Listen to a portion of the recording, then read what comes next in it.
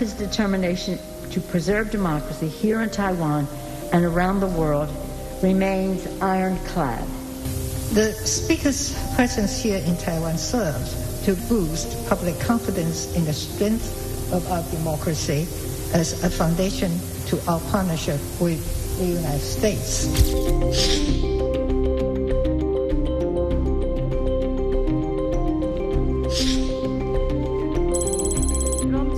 저희가 의회 대표단으로 순방을 하면서 세 가지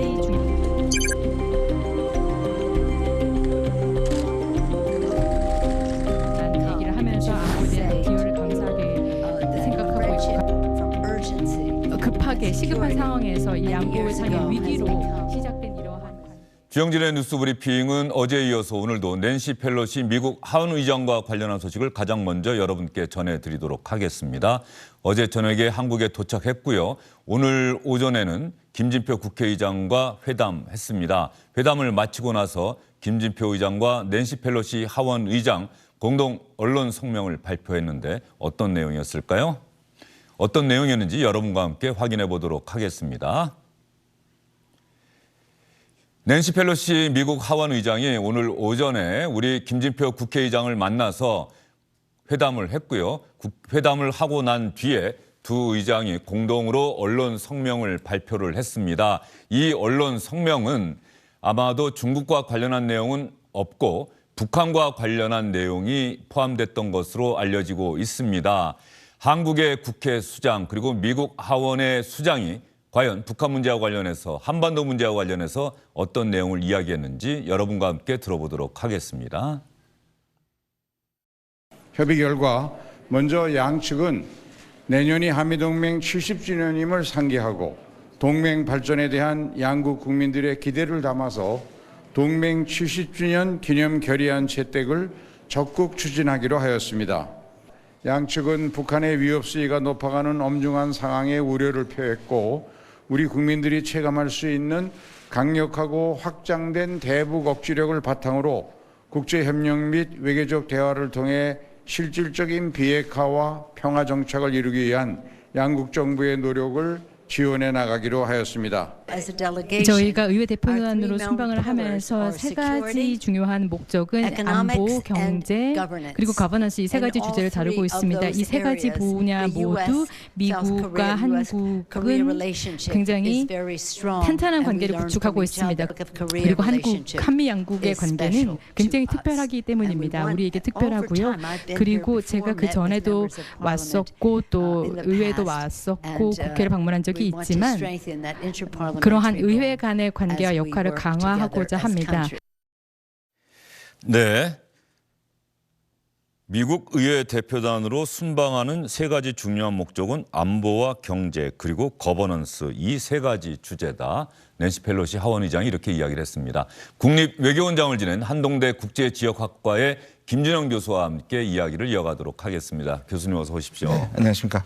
안보, 경제까지는 이해를 다 하실 텐데 거버넌스라고 하는 영어 단어는 뭐라고 해석을 해야 할까요? 우리가 보통 이제 국내에서는 거버먼트제가 예, 있지 않습니까? 정부. 그러니까 국제에서는 거버먼트가 없기 때문에 거버넌스는 협력 체제를 말합니다. 예를 들어서 유엔이라든지 이런 또는 기후 협약을 모여서 모인다든지 뭐 비핵화를 한다든지 이런 형태의 협력 체제 이런 것들을 거버넌스라고 얘기합니다. 예. 김준영 교수가 생각하고 알고 있는 낸시 펠로시 하원 의장은 어떤 위상을 갖고 있는 정치인입니까? 뭐 대단한 사람이죠. 예. 그 역전의 노장이고요. 그 다음에 뭐 철혈 여인이라고도 하고요. 그리고 특히 인권 민주주의에 대한 소신이 워낙 강하기 때문에요. 인권 운동가를 계속 만나고 있고요. 특히 반중 법안에 관해서 늘 앞장서서 중국에 대해서 항의해 왔고요. 특히 91년에 중국 방문을 해가지고 네. 사실 방문단에서 빠져나가서 천안문이 2년 전에 일어났잖아요. 거기서 이제 참배를 했습니다. 사실 이게 엄청나게 중국한테는 쇼킹하고요. 이번 일이 사실 그것이 중국이 더 이렇게 더 반발하는 큰 이유 중에 하나라고 봅니다. 예, 어제 이 시간에 그 당시 영상을 그랬습니다. 보여드렸던 네네. 기억이 있는데 뭐 중국의 민주주의를 위하여라는 네, 플랜카드를 들고 기습 시위를 했던 기습 시위를 거죠. 했습니다. 예. 네. 낸시 펠로시 하원 의장이 이번에 이 동아시아 지역 순방하는 나라들은 아마도 미국 정치권에서도 다 알고 있었을 텐데 타이완을 갈 것이냐 말 것이냐가 사실은 마지막 순간까지도 쟁점이 됐었는데 어떻습니까? 이미 다 알고 있던 내용입니까? 미국에서는? 미국은 사실상 내부에서 아직도 지금 바이든의 생각도 묻고 있고 왜 못 말렸느냐. 바이든 대통령이 여기서는 반대했다는 뜻을 얘기하고 저기서는 또 지지한다는 뜻을 얘기하고 오히려 바이든이 진짜 뜻이 뭐냐에 대해서 오히려 논란이 될 정도로 왔다 갔다 했던 것 같고요. 그리고 4월 달에 한번 시도를 했었죠. 근데 그때는 코로나가 걸려서 취소가 됐었어요. 근데 이제 일각에서는 진짜 코로나가 걸린 건지 아니면 타이완에 가기가 너무 부담스럽기 때문에 밀렸는가. 지금 이번에도 강행을 하면서 내부적으로 혼란이 많았던 것 같고요. 일정이 마지막에 조율된 걸 보면 본인도 아마 굉장히 고심을 했던 것 같습니다. 예.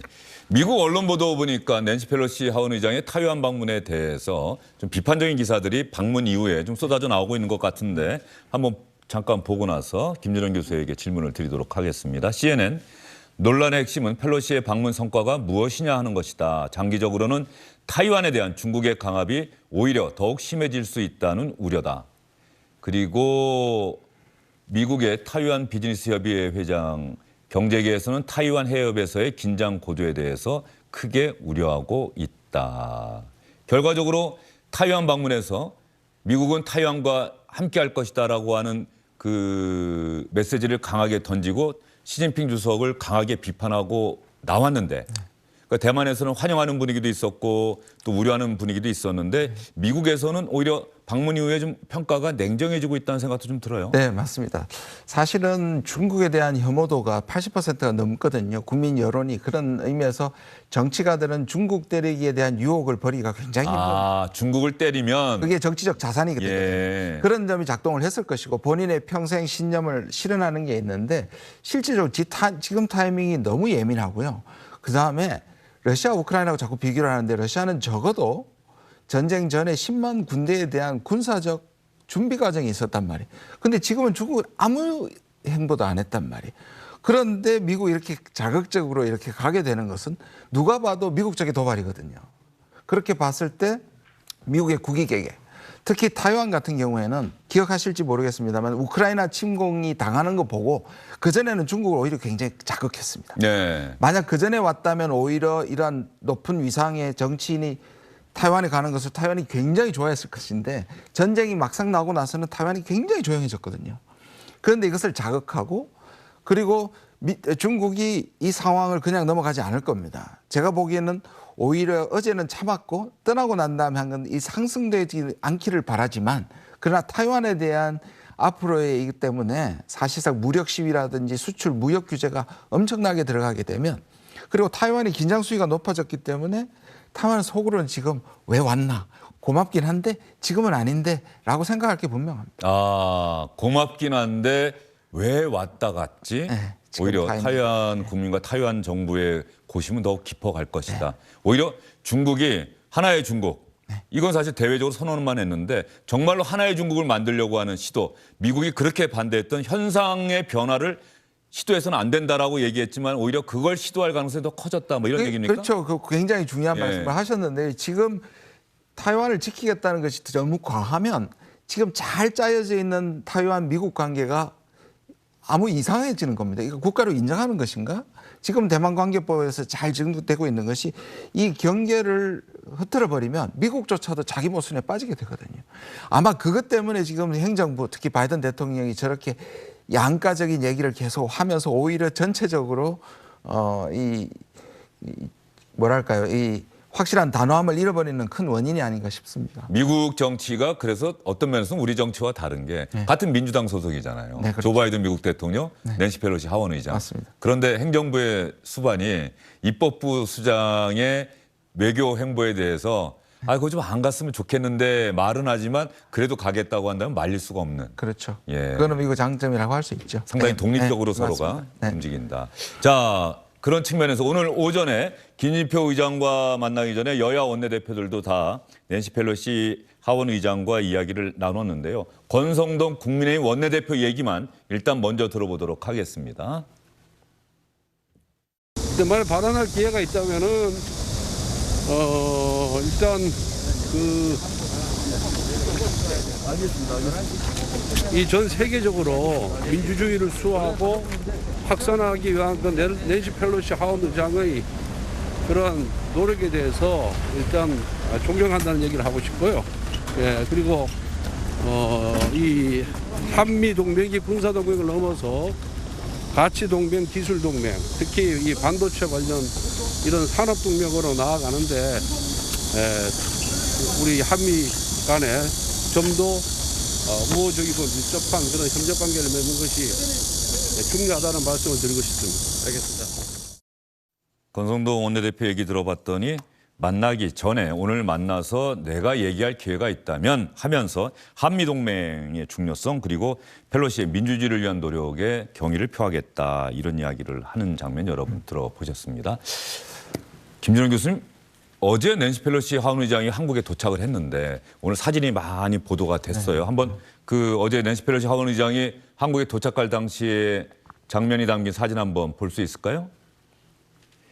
어쨌든 미국의 권력서열 3인 맞습니다. 주요 정치인이 한국에 왔는데 지금 화면을 보면 주한미군 관계자들이나 미국 대사 빼고 우리 정부나 우리 국회 쪽 사람들의 모습은 보이질 않아요. 네. 김준원 교수가 평가하시기에는 어떻습니까? 예, 일단 워낙에 미국의 일정이 사실상 한국에 온다는 사실은 확인이 됐지만 일정들이 그렇게 잘 준비되거나 통보된 것 같지는 않아요. 그래서 이 실수가 미국 쪽에서 불만을 가질 정도는 왜냐하면 미국 쪽에서 워낙 급박하게 얘기를 했기 때문에 예. 그렇지는 않지만 말씀하신 것처럼 그래도 국회의장하고 만나는 게 예정이 됐다면 적어도 국회 인사들은 저는 사무총장이나 좀 나가서 하는 것이 중요했다. 그러니까 5분 대기조를 할 필요는 없지만 그렇다고 해서 예의까지 차리지 않을 필요는 없었다. 그런 부분에서 좀 실수가 있었다고 좀 생각이 듭니다.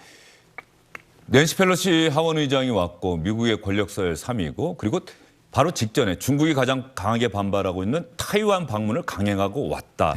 그런 측면에서 혹시 우리 정치권이나 우리 정부 좀 부담을 느끼고 있는 건 아닌지 혹시 저 장면 보면서 그렇게 생각하시는 분들도 있을 거란 말이에요. 있겠죠. 근데 저는 이제 중요한 게 뭐냐면 예. 그것도 예를 들어서 만나지 않는 것도 정치적 의사의 표시입니다. 만나지 않는 것도. 그렇다면 그게 확실히 해야죠. 예를 들어서 얼마 전에 한미 정상회담에서 굉장히 중요한 조항이 있습니다. 대만 해협의 안정을 해치는 것을 바라지 않는다. 중국을 적시하지 않았거든요. 네. 그 말은 누가 건드리든 대만 해협의 안정을 지킨다는 것에서 우리가 정치적 의사를 표시하고 오히려 의전을 저렇게 했다면 하나의 중요한 의사 표시가 될 텐데 계속 왔다 갔다 하고 뭐 대통령하고 만난다는 것도 계속 조율이 왔다 갔다 하고요. 그다음 지금도 저 의전을 보면 정치적 의사를 위해서 했다면 그것이 분명해야 되는데 그렇지 않은 것이 오히려 미숙으로 보이고 혼란으로 보이는 게 좀 안타깝습니다. 예. 낸시 펠로시 하원 의장을 과연 윤석열 대통령이 만날 것이냐. 대통령실 출입 기자들이 지난 며칠 사이에 참 그 기사 때문에 많이 바빴어요. 네. 휴가 중이어서 만나기가 어렵다. 아니다. 만남이 추진되고 있다. 그러다가 대통령실에서 그게 아니고 휴가 중이니까 전화 통화하는 것으로 아마 대체가 될 것이다. 예. 이렇게 얘기가 됐는데 김준원 교수는 어떻게 평가하세요? 지금이라도 그 정도 대통령실에서 얘기했으면 만나지는 않는 거겠죠? 예, 안 만나는 거죠. 저도 사실은 일정이 궁금했고 그것 때문에 뭐 여러 방면으로 알아봤지만 잘 몰랐고요. 말씀하신 예. 것처럼 저도 계속 엇갈린 소식을 어제 쭉 들었는데요. 그런데 아까와 똑같은 맥락입니다. 대통령이 이것을 확고히 하고 처음부터 이렇게 철저히 대비하는 장면이 아니고 자꾸 조율하고 뭔가 확실히 준비 안 된 모습을 보이는 게 저는 훨씬 더 안타깝다고 봐요. 예, 원칙이 있었다면 예. 처음부터 저런 혼선은 없었을 것이다. 왜냐하면 지금 이제 일부에서 걱정하는 거고 계속 비판하는 게 뭐냐면 저는 오히려 이렇게 중요한 사람이 왔는데 안 만나면 한미동맹이 그 과도한 걱정이라고 생각해요. 왜 그렇게 생각하십니까? 왜냐하면 우리가 뭐 출석 도장을 늘 찍어야 하는 것도 아니고 예. 지금 어느 때보다 좋고 정상회담도 얼마 전이었고 지금 말씀드린 것처럼 사실 굉장히 민감하고 1박 2일로 그것도 일정도 그 전에 알렸고 그렇다면 오히려 의연하게 안 만나는 것도 저는 필요했는데 마치 안 만나면서 전화통화하면서 한쪽에서는 불안하다라는 모습을 보여주니까 오히려 국민이 볼 쪽에서 안 만나면 혹시 한미동맹이 무슨 결례가 되고 한미동맹이 뭐 훼손이 되는가 그건 과도한 걱정이라고 저는 생각합니다. 이 시점에서 윤석열 대통령 휴가 중이고 낸시 펠로시 하원 의장은 타이완을 방문하고 그래서 중국의 강력한 반발을 불러일으켰다. 그래서 윤석열 대통령이 낸시 펠로시 하원 의장과 만나지 않고 대신에 전화통화만 하는 것, 그건 적절한 대응이다라고 보시는 겁니까? 처음부터 그게 계획됐다면 저는 나쁘지 않다고 생각하고요. 그런데 아까 말씀드린 것처럼 방문 자체를 환영하면서 좋은 성과를 갖고 돌아가시기를 바란다는 방식으로 성명을 내거나 또는 조금 더 보탠다면 대만 해협의 안정을 한국도 바라고 있다. 어떤 무력 충돌도 바라지 않는다. 그건 굉장히 의연한 건데요. 지금 앞과정이 있고 그렇게 전화로 이렇게 뭔가 맞춰진 듯한 느낌은 저는 좀 아쉽습니다. 자, 그러면 한국의 제1야당인 민주당에서 말이죠.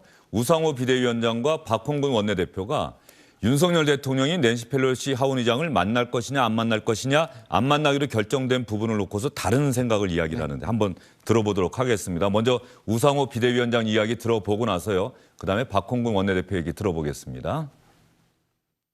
휴가 중이어서 또 지방에 계셔서 안 만난다. 이거는 좀 궁색한 변명인 것 같고요. 가능하면 만나는 것이 좋겠지만 지금 중국하고 상당한 마찰을 빚고 지금 한국을 방문하시는 거라서 저는 뭐 대통령께서 낸시 펠로시 의장을 꼭 만나지 않아도 크게 문제는 없다. 저는 이렇게 생각합니다. 뭐 의사분들하고 톤이 다르죠?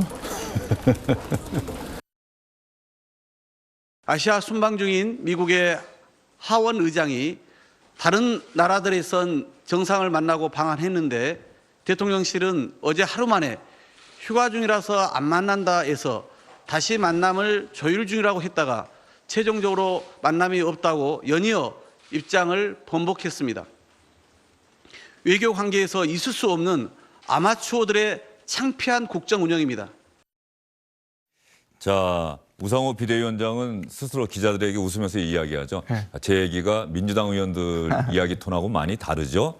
우상호 비대위원장은 그것도 충분히 이해할 수 있는 결정이다. 안 만나기로 한 거. 그런데 박홍근 원내대표는 왔다 갔다 한 걸 좀 또 비판하는 것 같은데 말이죠. 여기서 궁금한 건 저는 이거예요. 정치인이 뭐 행정부의 수반이 다른 나라를 방문하는 거는 여행 가는 게 아니잖아요.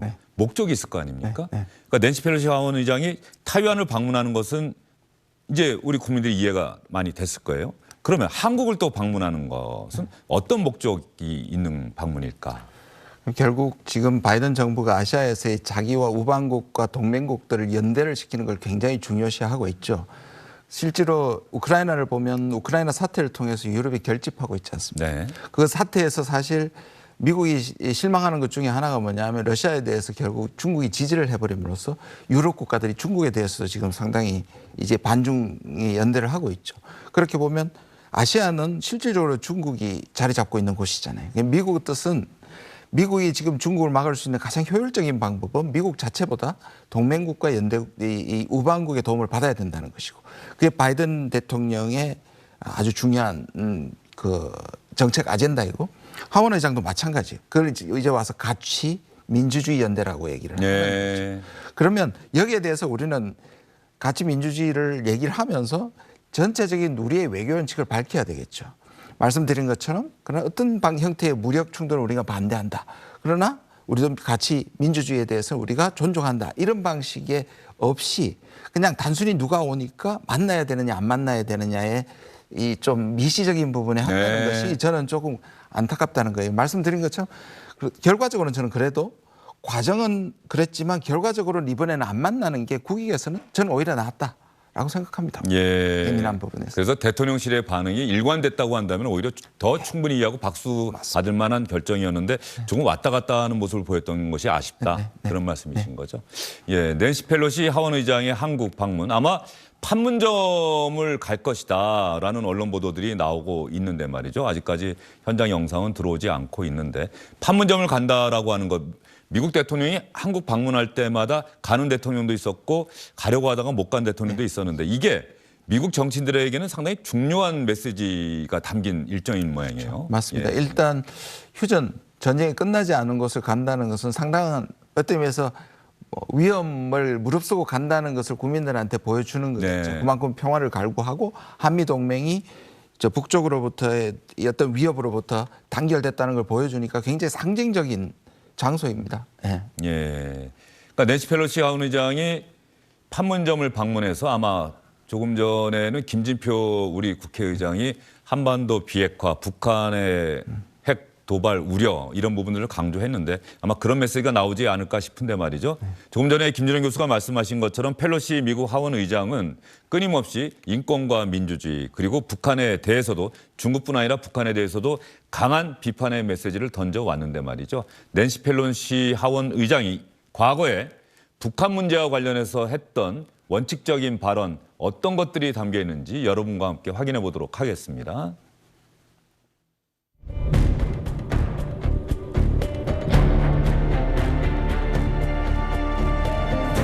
What we want is denuclearization. They didn't agree to it in the first meeting. They didn't agree to it in the second meeting. And as you know, they wanted lifting sanctions without the denuclearization. I'm glad that the president walked away from that. Diplomacy is important. We always support it. But the prospect for success, God bless you, the prospect for success seemed dim in light of the insincerity of Kim Jong-un. I've been, as many of you know, to North Korea, to Pyongyang, beyond the DMZ, and very serious concerns about North Korea. 펠로시 의장이 김정은 북한 총비서에 대해서도 그동안 강한 비판의 말을 많이 해왔죠. 그럼요. 그런 메시지가 오늘 또 나올 가능성이 있겠네요. 그럼요. 오히려 트럼프 대통령을 회고해 보시면 실용적이었지 가치 문제나 인권 문제나 또 오히려 자기들은 독재자들을 좋아한다고까지 얘기를 했거든요. 트럼프 대통령. 왜냐하면 독재자들 다룰 수 있는 것은 자신밖에 없다. 그래서 그것을 뛰어넘는데 북한도 그래서 기대를 했던 거고요. 오히려 민주당 출신이고 가치, 인권 어떤 의미에서 진보 근본주의적 성격을 갖고 있는 분이거든요. 그렇게 보면 북한은 악마적인 거죠. 중국도 마찬가지고요. 그렇기 때문에 평생을 저렇게 북한을 때려왔던 분이니까 뭐 그 맥락에서 벗어난 발언은 전혀 아닌 거죠. 그래서 북한이 이번에 펠로시 의장의 타이완 방문을 강하게 비판한 것은 어떤 그런 맥락까지도 다 고려된. 좋을 리가 없죠. 어떤 내용 북한이 발표했는지 한번 보도록 하겠습니다. 어제 나왔던 성명인데 말이죠. 타이완 문제에 대한 외부 세력의 간섭 행위를 규탄 배격하고 국가 주권과 영토 완정을 경결이는 굳센 의지로라는 뜻이라고 합니다. 경결히 수호하려는 중국 정부의 정당한 입장을 전적으로 지지한다. 지금 현재 북한 문제 한반도 정세가 사실은 문재인 정부 후반부 이후로는 꽉 막혀 있는 상황이란 말이에요.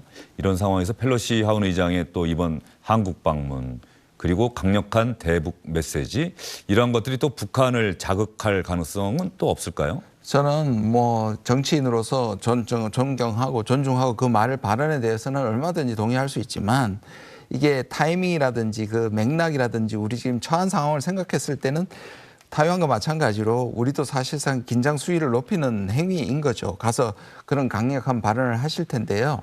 그 부분에 대해서는 저는 우려를 합니다. 그래서 특히 지금 우리가 위기적이고 남북 관계 나쁜 건 맞지만 이거를 자꾸 상승시키는 건 안 해야 된단 말이에요. 적어도 관리를 해야 된단 말이에요. 그런데 지금 이 군비 경쟁이나 서로 이 무기 경쟁을 한다든지 그다음에 북한하고 선제 타격 서로 발언을 교환한다든지 원점 타격을 한다든지 이런 것들이 자꾸 국가를 병영화시키게 되는 겁니다.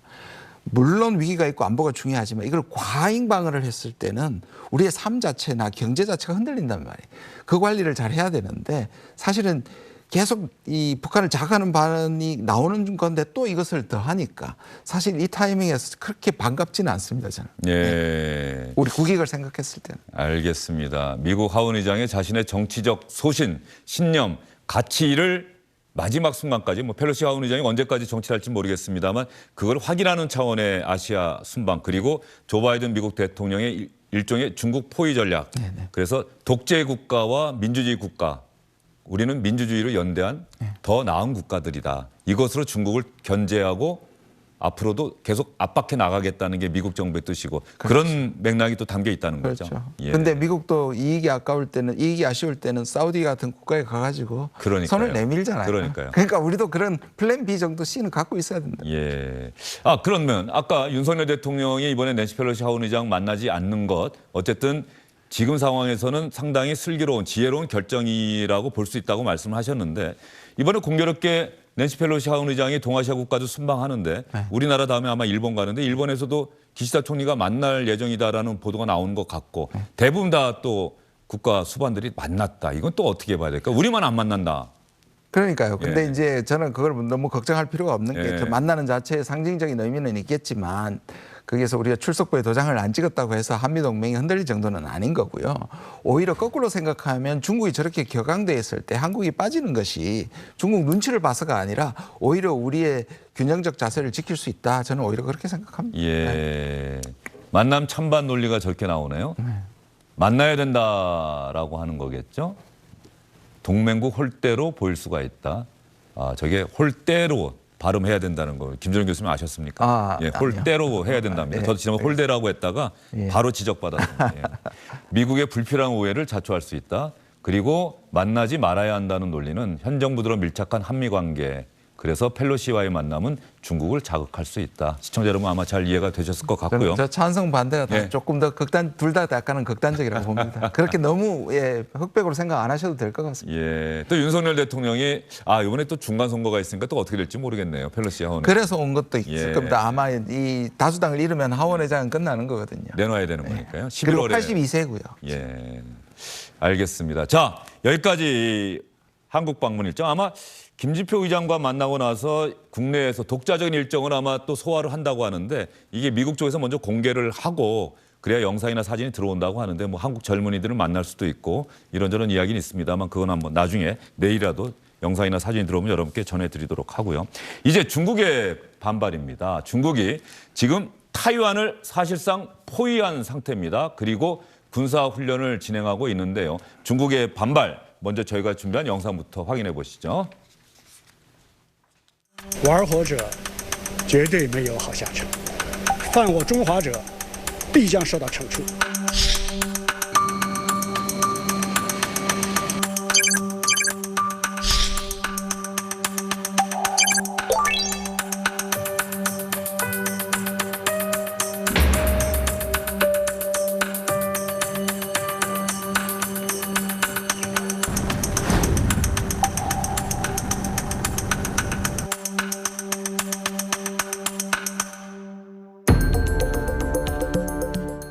자, 김준영 교수님, 여기서 제가 느껴지는 대목은 말이죠. 타이완은 어쨌든 대외적으로는 우리는 독립된 국가다. 그러나 물론 중국은 중국의 일부이다. 이렇게 이야기를 하고 있는데 현 상황은 펠로시 의장이 떠나고 난 다음에 타이완은 지금 중국군에 의해서 영해가 다 봉쇄되어 있는 건 아니에요? 예, 그렇죠. 예. 그래서 지금 타이완이 처한 것을 보여주는 겁니다. 예. 그러니까 우리가 이렇게 보면 미국은 타이완의 안보를 지켜준다거나 하는 행위가 어떤 결과를 보여주는지 중국은 이제 보여주는 거죠. 만약에 독립국가로 칠 때. 왜냐하면 지금 181개국이 유엔 국가가 중국이 유일 합법 정부임을 선언하고 있고 미국도 그게 포함이 되어 있습니다. 중국과 수교하려면은 중국이 요구하는 하나의 중국이라는 원칙에 다 동의를 해야 수교가 되잖아요. 그렇죠. 예. 그것도 중요하지만 말씀드린 것처럼 국제기구인 유엔에서도 181개국이 지금 유일한 합법정을 중국으로 하고 있고요. 미국도 거기에 포함이 되어 있습니다. 그러니까 미국이 사실상 저 경계를 허물어뜨리는 것이 아까도 말씀드렸지만 나중에 미국에게는 오히려 큰 모순으로 돌아올 가능성이 큽니다. 예. 조 바이든 미국 대통령 낸시 펠로시 하원 의장이 뭐 고집이 있고 자기 원칙을 지키는 그런 순방을 하고 싶다고 하더라도 조 바이든 대통령의 어떤 정치력 이런 부분이 좀 아쉽다 뭐 이런 목소리는 안 나오나요, 미국에서? 네, 미국 지금 아까 말씀드린 것처럼 왜 왔다 갔다 하느냐는 거예요. 말리면 확실히 말리든지. 특히 얘기하는 게 뭐냐면 자꾸 왜 이렇게 다른 사람을 통해서 이 펠로시한테 얘기하는 거예요. 두 사람이 충분히 숙고를 하고 그 행정부 의견을 정확하게 전달했으면 포기할 수도 있었던 문제인데 자꾸 언론 플레이를 하는 거예요. 같은 당내에서도. 그 얘기를 많이 지적하고 있습니다. 예, 아마도 정치를 시작한 시기도 거의 비슷한 두 노 정치인일 것 같은데 그렇죠. 말이죠. 남녀 민주당의 거두인데요. 예. 대표적인 분들인데. 그 이야기 하다 보니까 어제도 이 얘기가 나왔습니다. 낸시 펠로시 하원 의장이 트럼프 대통령 연설 때인가요? 그 연설문 확 찢어버렸다고. 예, 맞습니다. 예, 이거 읽어볼 가치도 없다는 식으로 그런 의사를 그렇게 과감하게 언론이 보는 데서 그냥 보였다는 것 자체가 조금은 자기 소신에 참 뚜렷한 정치인이라는 생각이 드는데 그 소신 때문에 타이완 정부는 공식적으로는 환영을 했습니다만 오히려 떠나고 난 다음에 타이완 정부의 고심은 오히려 더 커져가고 있는 것이다. 훨씬 더 깊어지는 거죠. 이렇게 그래서 한쪽에서는 이게 중국이 주는 위협보다 미국이 그것을 강박적으로 느껴서 더 키운다. 그래서 누가 안전하냐라는 얘기를 하거든요.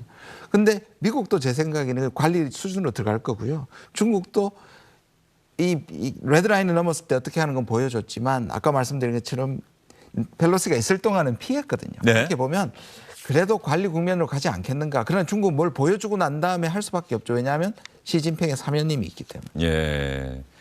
미국은 올 11월에 중간 선거가 있고 중국도 시진핑 주석의 사면임 올 가을이죠. 10월도 예상되고 있는 거죠. 예. 그래서 원래 말이 좀 되면 예. 오히려 그 필요성이 작아지기 때문에 미중 갈등이 좀 소강 상태로 갈 거라는 것이 양쪽에서 다 나오고. 그 중요한 정치적 이벤트의 결과가 나온 다음에는 미국과 중국이 서로가 관리하는 형태로 갈 것이다. 오히려 그때까지가 상승 기류를 얼마나 더 상승시키지 않고 안정을 유지하느냐가 관건이겠죠.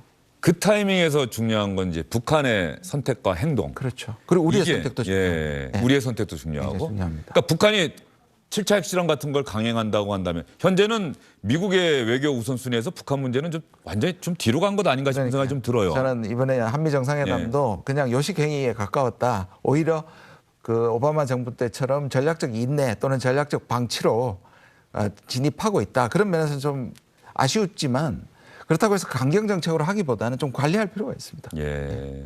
국제 외교전 우리 입장에서는 미국과 중국 사이에서 정말로 잘 해 나가야 하는데 그게 정부의 능력이고 정부의 외교력인데 앞으로 어떻게 해 나가야 된다. 윤석열 정부. 제가 제일 강조하는 게 뭐냐면 편을 정한다고 해서 편해지지 않는다는 겁니다. 그러니까 그런데 우리는 너무 편을 빨리 정하고 그럼 편을 정하고 나면 우리의 부담은 더 커지는 겁니다. 일단 현 정부는 미국과의 동맹을 대단히 강조하고 중요하죠. 사실 문재인 정부도 그랬고요. 근데 카드를 많이 가져야 됩니다. 인도를 보십시오. 그다음에 인도네시아를 보십시오. 사우디를 보십시오. 뭔가 B, C, D를 갖고 그때 국익을 위해서 사용을 해야 되는데 우리는 지나치게 일면만 올인하는 경향이 좀 있는 것 같아요. 그것도 속도가 너무 빠르게. 이게 정권마다 다 그러는 건 아닙니까? 사실 어떤 면에서 보면. 근데 이 한미동맹이 가장 중요한 건 누구도 부인을 못해요. 그러나 우리가 가지고 있는 예를 들자면 이 배터리나 반도체의 파워가 강력하거든요. 인도는 중국하고 사이가 나쁘지만 미국이 중국을 견제하는 데서 인도가 균형을 잡습니다. 그리고 러시아도 우크라이나 제재에 참여하지 않는다고 해가지고 러시아로부터 유가 3분의 1, 시장가의 3분의 1을 받고 있단 말이에요. 그런 식의 인도에서 외교에서 좀 배워야 된다. 저는 그렇게 생각합니다. 알겠습니다. 김준영 교수의 이야기에 아마 많은 분들이 또 동의하시지 않을까 싶은데 말이죠. 오늘 정말 좋은 말씀 잘 들었습니다. 네, 고맙습니다. 안녕하십니까, 주영진입니다. 더 많은 뉴스와 라이브 이벤트를 보고 싶으시다면 화면 오른쪽을 눌러서 구독해 주시기 바랍니다. 저희 SBS 앱을 다운로드 받으시면 뉴스 속보 알림도 받아보실 수 있습니다. 텔레비전으로도 SBS 뉴스, 유튜브로도 SBS 뉴스 잊지 마시기 바랍니다.